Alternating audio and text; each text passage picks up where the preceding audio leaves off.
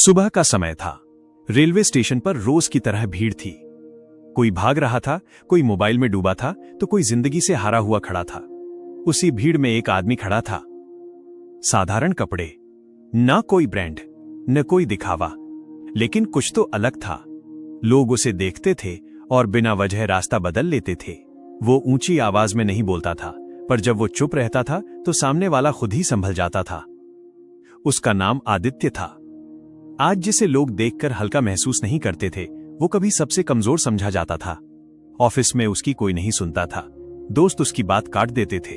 रिश्तेदार उसे बहुत सीधा कहकर मजाक उड़ाते थे। और सबसे दर्दनाक बात, उसे खुद पर भरोसा नहीं था। एक दिन ऑफिस में मीटिंग चल रही थी। आदित्य ने एक जरूरी बात कही। मैनेजर हंसा और बोला, तुम रहने दो, ये काम तुम्हारे बस का नहीं। पूरी टीम हंस पड़ी। आदित्य कुछ नहीं बोला, लेकिन उस दिन उसकी चुप्पी अंदर से टूट चुकी थी। घर आकर उसने शीशे में खुद को देखा और पहली बार खुद से सवाल किया, क्या मैं सच में इतना कमजोर हूं, या लोगों ने मुझे ऐसा बना दिया है? उस रात उसे नींद नहीं आई। फोन उठाया और यूं ही एक वीडियो चल गया। एक लाइन थी जो सीधा दिल में उतर गई। ताकत आवाज में नहीं होती, ताकत ऑरा में होती है। वही लाइन उसकी जिंदगी का टर्निंग पॉइंट बन गई। उसने फैसला किया, अब मैं खुद को ऐसा बनाऊंगा कि कोई मुझे हल्के में लेने की हिम्मत न करे। अगले दिन कोई जादू नहीं हुआ। वो वही आदमी था, वही ऑफिस, वही लोग। लेकिन एक चीज बदल चुकी थी, उसकी सोच। अब वो बेवजह मुस्कुराता नहीं था, हर बात पर सफाई नहीं देता था, हर किसी को खुश करने की कोशिश छोड़ चुका था। वो कम बोलने लगा, लेकिन जब बोलता तो सीधे और साफ।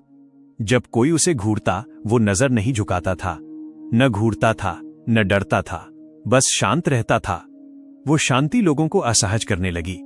कुछ दिनों बाद फिर वही सीन हुआ। मैनेजर ने कहा, यह काम तुमसे नहीं होगा। इस बार आदित्य चुप नहीं रहा।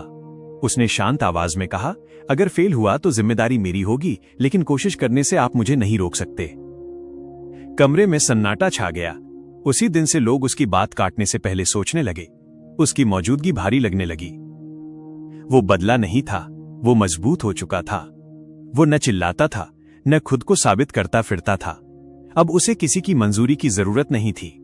धीरे धीरे वही लोग जो उसे कमजोर समझते थे, अब उससे सलाह लेने लगे। जो मजाक उड़ाते थे, अब सम्मान से बात करने लगे। और जो नजरअंदाज करते थे, अब उसकी मौजूदगी महसूस करने लगे। आदित्य ने एक बात समझ ली थी, दुनिया आपको वैसा ही ट्रीट करती है जैसा आप खुद को मानते हो। जरूरत से ज्यादा अच्छाई लोगों को आपको दबाने की छूट देती है। और चुप्पी कमजोरी नहीं होती अगर उसमें आत्मविश्वास हो। ऑरा कपड़ों से नहीं बनता,